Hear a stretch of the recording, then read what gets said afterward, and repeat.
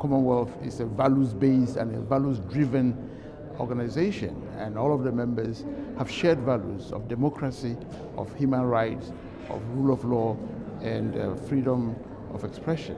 How will, for instance, the findings of the eminent persons group impact on these shared values? In Port of Spain 2 years ago, the Commonwealth has, the CHOGM, the heads of the Commonwealth, affirmed the Commonwealth principles, the Harare principles. And this year, as you have said, the EPG, the eminent persons group, were mandated by the heads to look at the Commonwealth's values and systems and to come up with some reform measures to strengthen, and reinvigorate the organization. Let me ask the Foreign Minister of Trinidad and Tobago the question about one of the challenges here in Perth with respect to human rights issues. Well, as you know, there is a recommendation in the EPG for the setting up of a commissioner into human rights abuses and what have you. It is a recommendation that is finding a lot of discussion, and I'm sure that it's not going to be concluded at this particular CHOGM. The entire report, in fact, is going to be presented to heads of government, and already you're getting a sense that people want more time. The whole idea of CMAG is a very vital one to the efficient functioning of the Commonwealth, especially since, the Minister said so correctly, it's a values-based organization, and that where these fundamental values are in fact undermined in any particular way, CMAG, is the organization that can then step in and try through good offices and persuasion and moral suasion in order to ensure that, rights and democracy and good governance are upheld in the best traditions in those countries. How can these values, these shared values, be sustained when there are always accusations of the mighty and the powerful manipulating the vulnerable? Well, as the Minister will agree, one of the hallmarks of the Commonwealth is the mutual respect that countries hold for each other.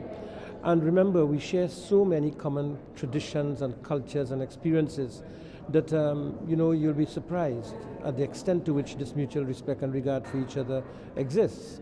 And when you posit that in the context of a common goal of ensuring that the best traditions of democracy are upheld in the Commonwealth, as it has been upheld in the majority of instances, you will find that the prevailing attitude is always one of cooperation and the resolution of issues in the interest of people. Minister, we heard the Prime Minister of Australia refer to an Asian century, and she said hopefully in her lifetime we'll begin to see an African century. It must be very gratifying for you to hear as a representative from the African continent. On the continent of Africa, democracy is spreading, and countries are entrenching democratic values and democratic cultures, and with it is coming sustainable development. A lot of the African countries are showing some kind of resurgence in the economies. People from Africa have come to Trinidad, people from India, China, and what have you. Now is the time also for Trinidad and Tobago in terms of what it has developed, particularly in oil and gas, for example, or in engineering, or in the knowledge-driven areas, to lend that expertise back to the emerging economies in the African continent. In fact, we are in active conversations with Ghana over the development of the oil and gas sector, because what we offer from Trinidad is not just the technology to build process plants for gas, but having gone through the experience of how gas can be monetized and how the returns from that should be used in order to develop the rest of the society. What we can provide and what we to the African countries now who are just finding gas is an overall economic model for development, so that they don't go through the growing pains or the kinds of experiences that we have had, but that the wealth remains where it has been created and the value is added in the country where that natural resource exists. And I think that economic model of development goes beyond just the sharing of the technology. And I think that is what we can bring to the African continent as we begin this new era. I really do believe that the next decade will be the decade of the Africas.